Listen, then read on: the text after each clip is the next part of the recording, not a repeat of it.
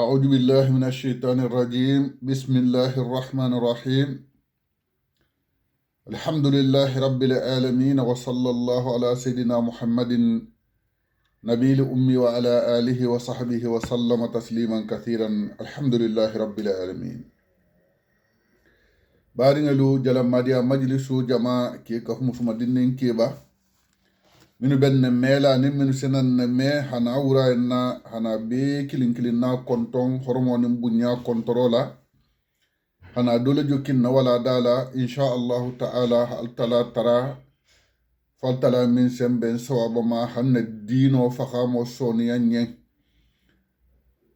be kitabu min kan natal mulaqdariti ke mo ha bangala mu nemanen khafar kelayen ko kitabu kela ko la yahillu nyimme daga lahu mukallafo yen hambi ni mukallafo le ben nyokonna kitabo keto hakumol tili mukallafo minna mukallafo mo min bata fanna kulon keto musuto dino le julo bata sitila ise bata si atala la farlo lu dema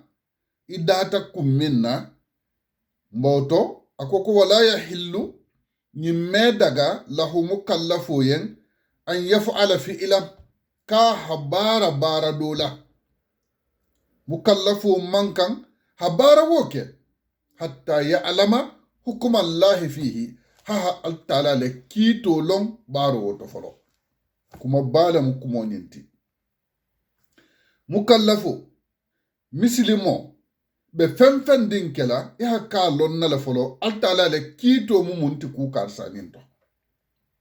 mukallafo me bara nidi yala a me bara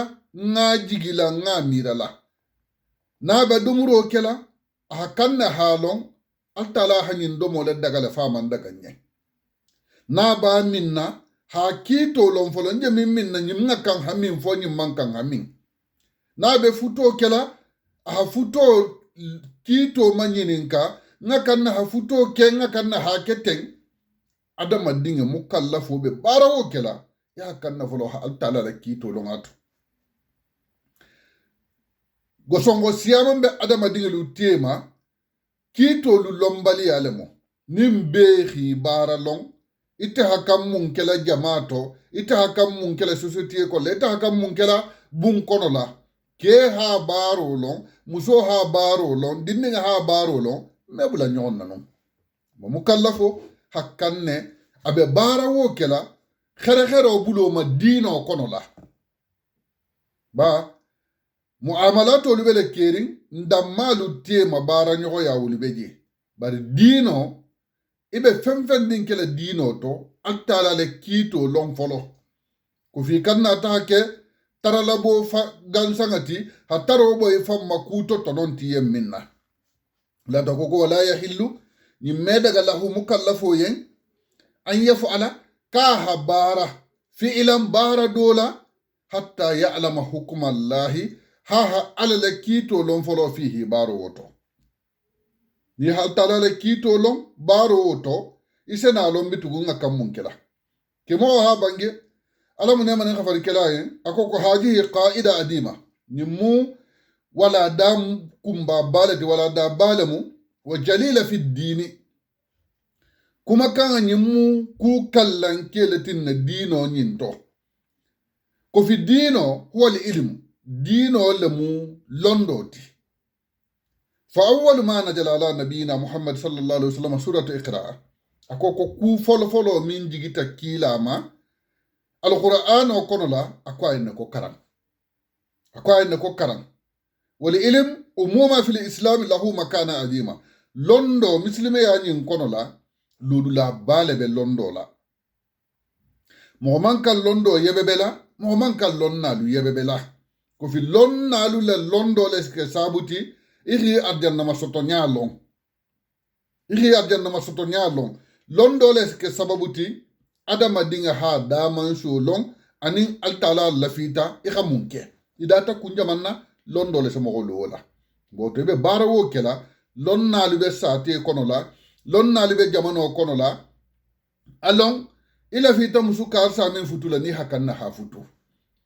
ila fita bara karsa nyin kela allon ni hakanna ha baro nyinke ila fita fen karsa nyin sanna allon ninga kanna hanyin san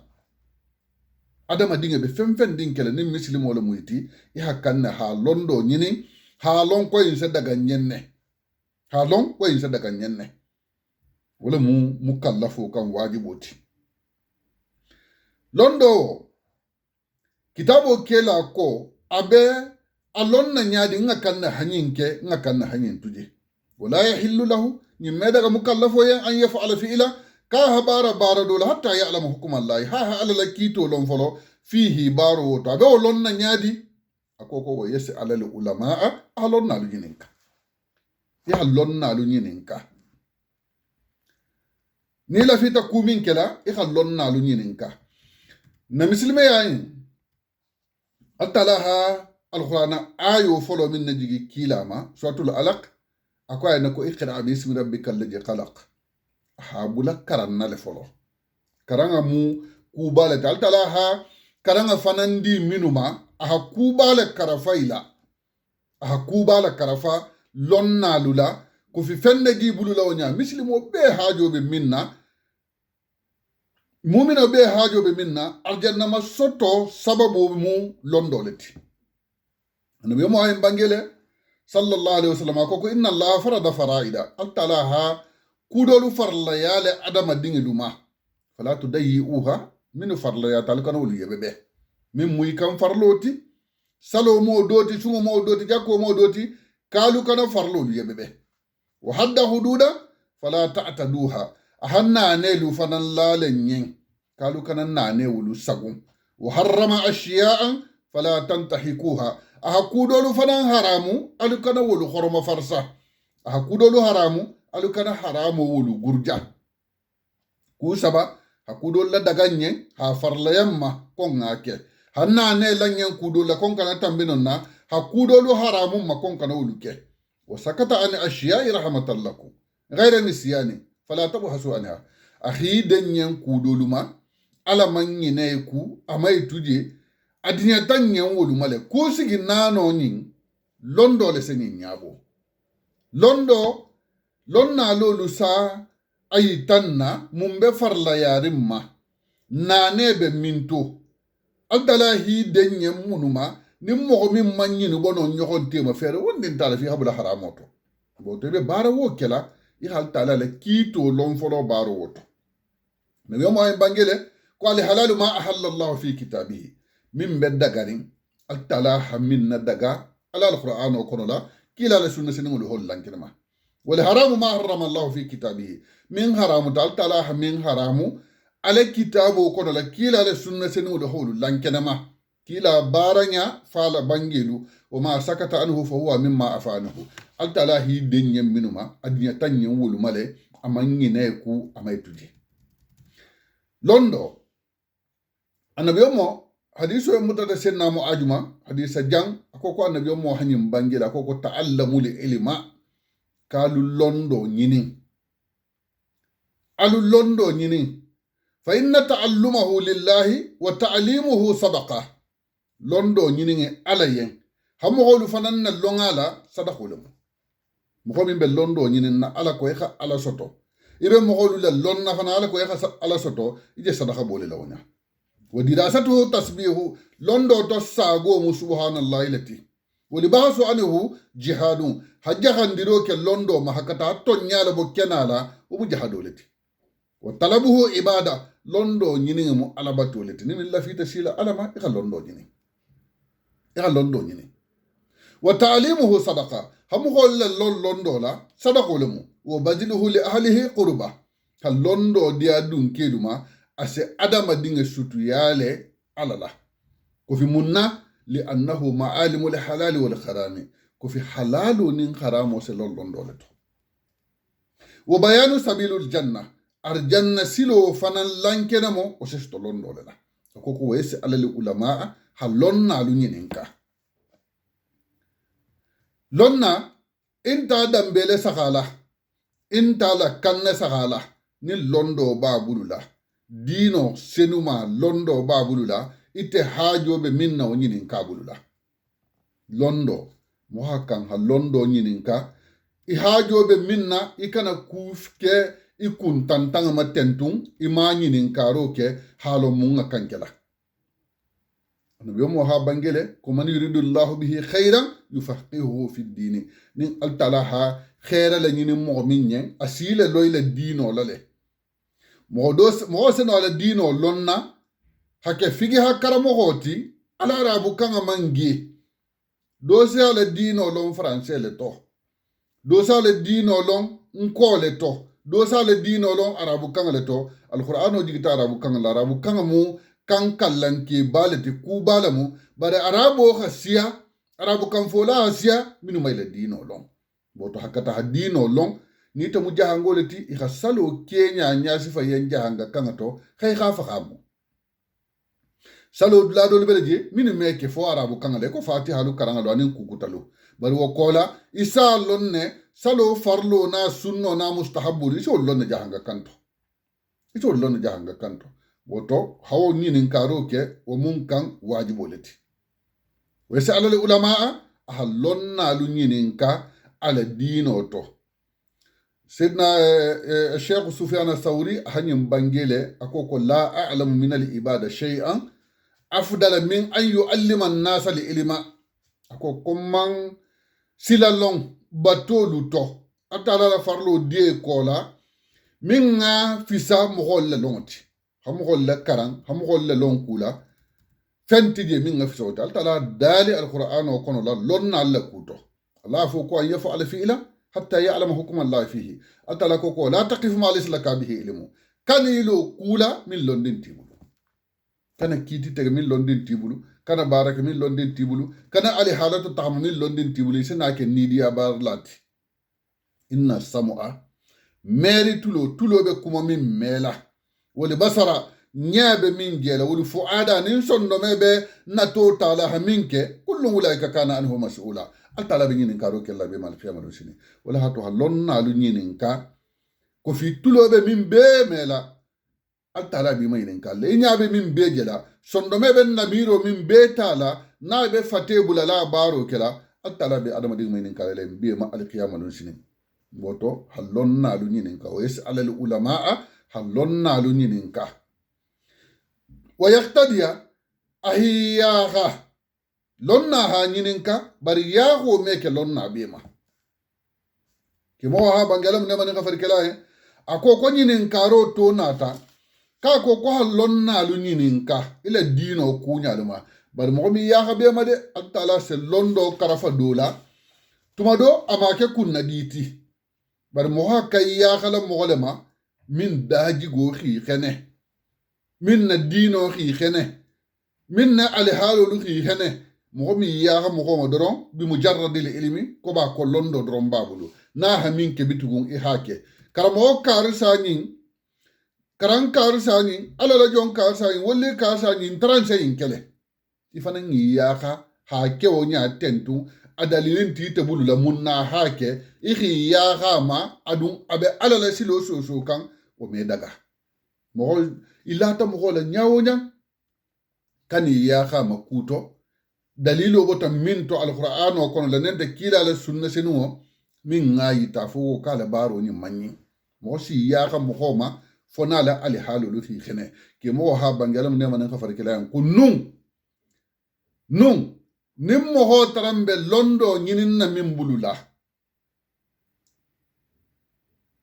iset daji golle sa kana ar-rajulu ija arada an ya'khudha an rajulin najara fi salatihi wa fi halihi wa fi simatihi nim mo ho tarambe londo mutala mo ho bullanu hataje konna karan hawro masiti banna ali falu se woro la masiti hatta ha talibi ya mutamoma isile sadu le sakale folo hila ali halu le saka ni tente dana tambi mohoti ba lonna dolu beje ala ali halu mi khene adaji go mi khene abi wasula ala kutola ko ba katebe londi ase fania fo ase geno ke ase sunyaro ke ame silang altala le na ne lu sagunna altala hanna ne minula ame silang lu sagunna hadamuta dimbaya koluma misalo buloma kila la hadisa senungulu natale min be sagari min ngayita konga kanda na dimbaya nanile ba dolu tongo diata hatra dimbaya tambi bulla hi yamari ki ha sugando ke nanila ha tolu bula ki ha sugando ke nanila ha tolu bula do fanan dankene ata hatra na hakilim mafula ba bulula akoyo yan kwala sa hay hakilim bula hakilim do tuiko wonna ne wulu kila la hadiso hanna ne minu bonye wonya ise dolu jele bi wasula hanna ne wulu sabo fatahabula kelula ke londo be mogolu bulula aliyatimolu be lokono la ile kelunte to talala habilo be bitirin ke kunna aketa fandinde sila aketa tata aketa dokutati kebe to talala hafurja musolu bali kebe to talala hali halolu alqur'ano kulo beje khinya bo alqur'ano kulo to hanidi ata wo lonna sifa wo mo mankan iya khalawma imanka iya khalama ke mo ha bange ko summa yuqadu anhu ni xam xole saxa kura tala al halu bele saxala hatra al halu du khixene min te londo dronti isena ne ya khama wala ta ko yaqtadi bil mutabbiina akhi ya khattabiina luma li sunnati muhammadi min be kila la sunno siloko mo ko minu tabiino fanen dunya be lori tabiino do han dunya haba minu mo sebol ti minu hakila je wol jamano banta minu ha sebolu je wol mutabiino te hanga tabula tabi ta fanen dunya be lori minu be bula ta wol ko bitu min bulata kila la sunna sen ngol ko min bulata dino gema ko min bulata dino ale hagigo ko min man afanga le sonia nyinin dino to fa ha dino ya maru le kamali le ko ala hasara mosi ya khawluluma hadiso do nata doli ko hadisa sahari ngale mu doli ko ala la jonni malu la bangele mu ko kila la sebo la bangele ba doli ko hadiso le mu ko kila ko inna hadal ilma dinun ko londo ni mu dino leti londo dino lemu ile dino ikhamillon falyanjuru ahadukum amman ya'quja dinahu ala sahay bi le dino tala jombulula anu yo mala hadiso nata min ne nyinga munun ko al mari'u ala dini khalilihi falyanjuru ahadukum man yukhalilu adama dinge ba atero le taran silo le ka bo le dino le ka le sahay ni jombe tiri nyoko yala londo mu dino leti londo ikhal qur'ano mu londo mu tamogoma min besilandi alanya alqur'ano sabula asaya mara safatandi bar ni mo hila kara alqur'ano la alqur'ano man mi ya mara ma fatandi ya la alqur'ano sinete ya mara khi fatandi wala hatu wa yaqtadi bil mutabbiina hakan khiyaga tabi'ino luluma fudel buni iyad rahimahullahu akole ko ale arifu kullu yawmin akhshahu li'annahu kullu yawmin akhrabu akoko lonna ala lonna luwolu abesilandi ko fi luwolu ahatutu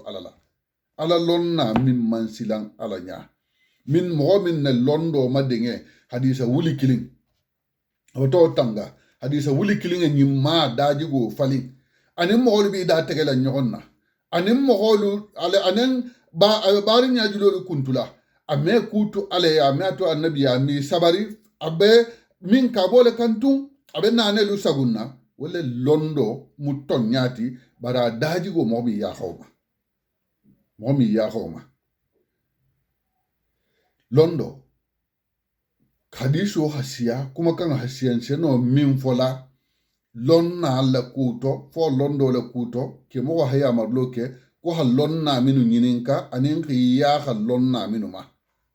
wala da sana ta janya hakilo sa to le kamali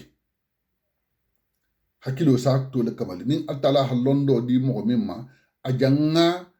nafa bale dima ala mudaji go nyima lala nyakan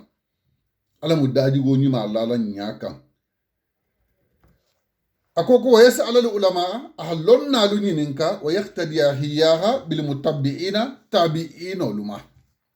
li sunnati muhammadin kila bale sunna senoko allajina mogole muwoluti metabi'ina minu mogo kan hiyaha mogo mimma yadulluna minu se mogolu tomben ala ta'atillah al talabatuma ini mogo lonna min sisigi salwa to gasi ate fanga be kenyerin ha salodi hasi eteti ini lonna hisigi salwa to hasi akoko ngasumun folo ko lonna fulo mankili wala ta ko yadulluna minu semo tomben ala taatillahi al talabatuma ala hakam batula tenne ini lonna wulu hakafu ikhi ya khawluma nin kumin bulata ikhi nyininka wa yuhadziruna lonna wulu sama silandiro kele min attiba'i shaytani habo shaytano no febuluma lonna min be shaytano konte de lonna min semo masila kon kana bula shaytano ko mo hakan khiyaha lonna sifa wululuma wala yarda wulu mandinya lonna min mandinya li nafsihi afanga yen ma fenga maradi holu mufulisuna sinkini moho lu dinya tamimma bono jongo lu dinya tamimma sinkini moho allajina moho le mu sinkini moho luti daati a'maruhum minhi sibe yabebe fi ghairi ta'ati Allah talabatu tanato moha kayya khala lonna lema al amiluna bi ilmihi moho minu shabara ila londola atala dala alquran ko ala inna awliya allahi la khawfun alayhim wa la hum yahzanuna ala la jon senhulo ala la sugandi jongolu minu se bara le londo la te sikante wolu masilante wala kuto manke fanani se sunu alqiyamalu sine alladina amanu wa kanu yattaquna mo min dankanata alama ibe silandin altala fananya lahumul bushra sewo bolien fil hayati dunya dunya nyin kono la isele sewa dulgo kini boto o fil akhirah alqiyamalu fana sewo bi yen alamun tarli le jamal kono la tabdila li kalimatillahi ala me ala dalu ñini suusu mi fali jalika o lonna sifawulu ala la wollewulu wala fawdu la jimu na xaw needi mimma wala mu neeti mim ngabu ala mo needi lamma bo tobe wajibi yare mukallafo ma halonna lulu ñinen ka ako ko talabul ilmu wa su'alul ulama rabbaniyin wal iqtida'u bihi bihaja yumkin lil mukallaf an yusahhu aqidatahu halonna lu ñinen ka khiyaha lonna kendo luma minu daji golu hanyi mi be silandin alanya wala se adama dinge dema ila dankene ya khato saha ila dino kha saha i khano e balu la wa yishu ala man haji salafi ahyi balu alifalu tabekan wala se adama dinge dema hano balu la alifalu tabekan الشيخ أبو العباس العبياني أهني مبانجيله أكو ittabi'i wala tabtadi bula sila kotolu ko kana kutola fole fanye sila kutala bola nin nganin nin kunkutu na wulo lemu bula sila kotolu ko bula alfal tabe ko kana sila kutola fole fanye ittadi wala tartafi ako kifam majigi ikani fan kotota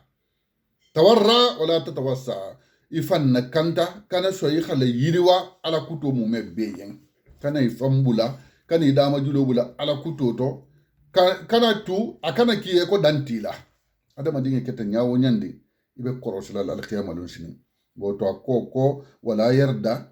mu'min man dinya li nafsihi fanga yamma fanga maradiya hul muflisuna sinkini mo kholu dinya ta mu'min kumi may fanga ye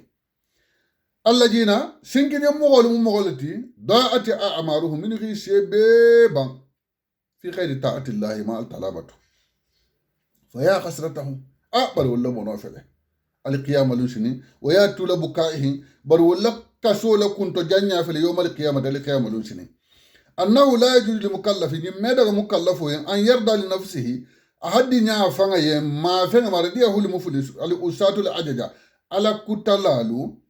دنيا تميم ما يفانا الذين يعصون الله ولا يستغفرون من على كتا إمي فانا ساقي ويخطئون ولا يتوبون ستنتن إمي توبي فهؤلاء هم المفلسون الذين قصروا حياته الدنيوية والأخروية ولول مسنكين مخلوتي من لبالو تنياتا دنيا ني القيامة بالو سنكين مو يناتا كلا على حديث سيدنا وكونولا صلى الله عليه وسلم حديث متتا سيدنا أبي هريرة تما رضي الله عنه أكوكو كلا بها بانجيل اللوندو على سيبولي أكوكو أتدرون من المفلسو يا لالوبا كلمة جم مسنكين مخوتي ألوبا كلمة جم مسنكين مخوتي hadisu en samo silam beteke ise do jabe sunna be salila bari ale sunnin salowo ajake kan dole yen abe min tonyogi kan dunya jang abe min kajafi kan dunya jang abe min kafantiya kan dunya jang abe min sunya kan duniya jaje min makuma kan duniya jaje min totinya kan duniya jan ale sunni salo aja kele otigile amala wala to adama dinge daji go mu kubala ti dino to daji go nyima alama dilamma wala to kila sallallahu alaihi wasallam atala ha mato ko bela alquran ko la min ngabu nga bedri ako ko innaka la ala khuluqin adime ako kibe karaji go le kam min ngabu daji go nyima le sake adama dinge la batu hatibula kila ba ko ale sebule ko atadiruna manil muflisu aluba kalama jom musinkini mohoti kila ala sebolu ko arabu kan kento ale muflisu fina man la dirham lahu wala mata ni ha me arabu kan kento ko muflisu godin tamo min bulu la johoran tabula bulu kulungo dol kenga bulu kulungo le ke muflisu kila ba ko yen ko la akoko innal muflisa min ummati mo min bulu kulungo timman to luto dunya den do be sila la wetilina la bulu kulunte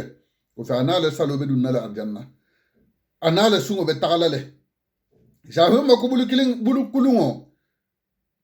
al muflis min ummati bulu kulungo man to luto ya ati yawmal qiyamati bis salati asana al qiyamah lunsinin anin salu atran se salle dunya jang be halon kase sali ada se sali wasiyani anin sungo se tahali qiyamah sunna la dunya ja wajakati ata jakobo molemu ase sun ase sali ase jakobo ata barani mabumbake bari mun ba toro kam dajigo alamun de mala beteke akoko yati hadi shatama haja asena bar hadra wata karsa nani narlo atala me di jamal kamanun sini ki dale le mo golle tentun ki nani ko ba kitele kusan kuma ko ba kitele be khanyire akita kawandi botiba akita kukuta tiba mo ko se bunyala atala fanga hamin bunya ngakan na ho bunya wala kadi karramna bani adama atala adama de bunyale itatu mogolu nanila kibe tonya la folie itatu mogolu nanila ha mogolu dogoya ha mogolu kafanteya ime ta sarano to minna dole fanga beje tuma kutubo kan bebe derin khile me altala bata bele de aman sariyan dum mobulla ko mo kuma no ite killing kumo bi telebulla kibe lorin kila lo dingira sallallahu alaihi wasallama kila la kuma kan kiba la sila ita hanon ke ta saradu lati ita hanon ke mogolu nani dulati ita hanon ke mogolu dogoya dulati bebi fanna ni kan mela mo mi ta sarano sinkini mogol se na la khiyama no sini hadi shatama haja wata kar sanami wata mogodo nani al khiyama no sini ya minna na medinya asa ko marigo kar sa ningan nani le man ta sara nanarlo joho dimma wa haja fa haja awata do bunge no la kasa musu se geno kele nin ke se geno kele abata do makuma geno la sede nanin tabulo har ha drama go ha geno kele barbe ite mamuta ite man sede jabulu la ibata mo do haja fi geno la ha ke make image yalon ha fu ka bata geno ke wo se na ali kiyamalu sini ko mari go karsa nin haja fi le ko fa tala sale long ya fuji wo mo ko ma duniya jan ali kiyamalu sini tala sa mari go le long ko ingi makuma lenna no dum medini hakke manon wodon ba be ba fele riskili hafa alko ya ta janna hari na la khatiye mawli medini ay wasana ko margo ko ngan hade file ka han hakko dum bulla wa kala mala hada awta do en na fulo dum i khalu den wuli kiline kilinga keme ko non tota do side adinya dinge do medinya asa ko margo ki ran ni den na wuli kilina keme ko non tota nta min dun ta ko margo hadum bulula do sa fo margo nyanga na go do sunyale do sa fo nyanga majage yale do sa ko nga hakilo sunyala hanna go do mutana margo mandi nyala go do na go do sagimma o safa kadama haja do sena sa ko margo ko nga yero bonne nyanga mbaramal nyanga tegale fo nga faale to nyugo kan fo lol kata sabuti kam faka wa daraba haja abata karu sa nyingosi abi ata sarano bata gosiri ba narli ba makumari ba nyimbe kilin na joxo sama kanin ne ali qiyamalu sinin salilala ibata sali ibata jakobo ibata sun bari mogolu hakko fele dendila ali qiyamalu sinin do dun tagnya la akuma bebe na ali tama kanin ne la tala annabi mo ko fa yuta haja min hasanatihi aminna ni iso bul joxo le sagale barani mato banim barani ma sitalje iso do ta hado aminna le bulu wa haja min hasanatiha hamin go si so isal barani ma fayja faneti sal barani ma be to tala mo do te wonta na hamin to nyogi ado makuma ado nani ado kajafi ado toro ado kotoma kuma isala barani ma bele mutala ala salo na ala jako ni ala sungolu besele mutala ha dum mo kolu bulula ha tinya minuma amam bande fa in faniyata hasanatu na tele barani ma banta ba dambele ala ika baro minke dambele ala nim barani ma banta hakkati golu la hakko man bandila qabla an yuqda ma alayhi julo minu bala wa man bandila barani ma bata ban ukija min qatayahum do suna mari wa han fanan nalle ko isa kala barani ma bata bande ita do bara kunu fenti bulula bara kunu do yomula annaniro hakko iso kunu tege o kar sabulula ha duita bara nyima kela bula bari taram man daji go taram man dunya ja ila mo ko lu tema e sigi nyoko lu tema e bari lu tema ide nyoko lu tema le dimba tema daji go manni ni mo ko bi kafuta ila judo hasiela isila bara kunu beta ite trambe lorin ka sami manun kaya kurungo kela ala kurungo jahi tele bo sambale fi jahannama ala kurungo jahi tel ni wo betala ko fi hama kumale i khanna ni le i kha ka jafile jahi tel na ala kurungo betala isa mo holla kurungo la mutela ha beta ha duite bulula ba julo ken fo wasara summa turiha fi nar na be mo ko kisena mari go ta ha fe jahannama ta to mbali khiyama lu sini kila amman tolu safolo mo ko al mufulisu bulu kulungo ala mun kisla mo marigo inin bara ni ma ha bara ni ma ke na hata han alkiyama i daji go dunya janga ke sabuti ha fo bela ite be trambe mo hominu kanja nun ki manni wala bara kulungo ho du ite bule na hata jahannama ala mun kislama kitabu kila ko fa ya hasratan bar mo wala bono fele wa ya tulabu kaihim bar wala kasolo ku do janya fele yawmal qiyamati al qiyamanu sini فيندل عليهم قرب عديم قولها باس ليكان وقت خروج أرواحه النيل بوتمو وسيأمها جاب القبر وديقه قبر يحن كتو فننسي خفاري أنين قبر سيتو أنين الخيام مسلنا إسا كنت في لنا بتقو إسا كسي مارغو منغاك من دامتا منغاك من بلو متا منغاك من كتو جلو متا منغاك من يموتا نانسي بيكي mbe nyagarin salula mbe nyagarin sungula mbe nyagarin jakabola mbe nyagarin baranya julu jokola mbe nyagarin baranya makela jaga fanna mo makumo nin mogolu nano ni mogolu khajafo ni mogolu toro wata ke sabu dimbata fanna baranya ma mume bela fa ya hasratahum baro mboni bal ombono balati mo wala bono fele wa ya tula bukaihi wala kasula kundo janya fele yawmal qiyamati li kamalu sini kitabo kela hala muqaddimatu le bamumma al talatara أكو نسأل الله كم بألتلا ترى له أن يوفقنا فاسم بين سوابما كوهم بانتا بين سلو أبطو لانكنما برو بينا تايا أبي ألتلا ترى له سلو أبطو لانكنما أفوكو كسلا جيبه منتو حبولا كيلا كو حبولا مغلون نالو كو حلون نالو نينينكا خياها مغكندو لما وبيه كولا نسأل الله بألتلا ترالا أن يوفقنا فاسم بين سوابما بألتلا ترالا فاسم بين سوابما لاتباع سنة نبينا نبي مولى سنة نوفي بلو ين نبي مولى سنة نوفي بلو ين وشفيئنا أنين كانجور لا من بكانجور وكلا نيال قيامة لنسني وسيدنا أنين كنتيكو محمد ناتلك محمد بعد صلى الله عليه وسلم كيشورين نيم وباما الشيخ عبد الله بن عبد العزيز أهني مبانجيل اللوندو عمر بن عبد العزيز سيدنا عمر ممرين دولمو أهني مبانجيل اللوندو دينو كونو محمد لوندي مبالمو أكوكو أنه من تعبد بخير علمي كان ما يفسد أكثر مما يصلحه نمو من غباتوكا لوندين تيبولو لا إبه من تنيال لها سيا إخا من تبنتي إبه من تنيال ولا خسيا ولا سيا إبه من تبنتي نمو من غباتوكا a londin tibulu la bato ganyi beteke ni a londo sute man bato kyala a jele wonye ko ni bata kino tabe abatamo ima domu konko bila ni nafa kula ima domu konko bila abara amya kino mo ringa mi nafa kula ni ma domu abele ko londo e londo sute ma la bara a jele sabe ko me bata tabiro ke bari ma domu o mi nafa kula bari habaru fananke londin tibulu la o fana mo ibe min tinyala wala khasiya ibe min tobennati ha abatu nyama nyininka haydun to ko nyama nyinin ka bena la fen din kela ha nyama nyinin ka ha nyama nyinin ka atala dali ko ma yantiqu anil hawa in huwa illa wahyun yuha ko kila ba me bange nidiyala kila ba la hadisulu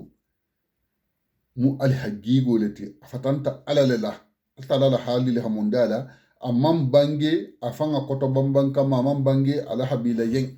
abange ta muslimolu be na fale yen kila la hadiso wolu na dino lolu joti سيدنا علي هاي بنجلا كوكو خير الدنيا والآخرة مع العلم كل دنيا خير ونيا الكيام خير دون دولم وشر الدنيا والآخرة مع الجهل دنيا ني الكيام تورو جاهل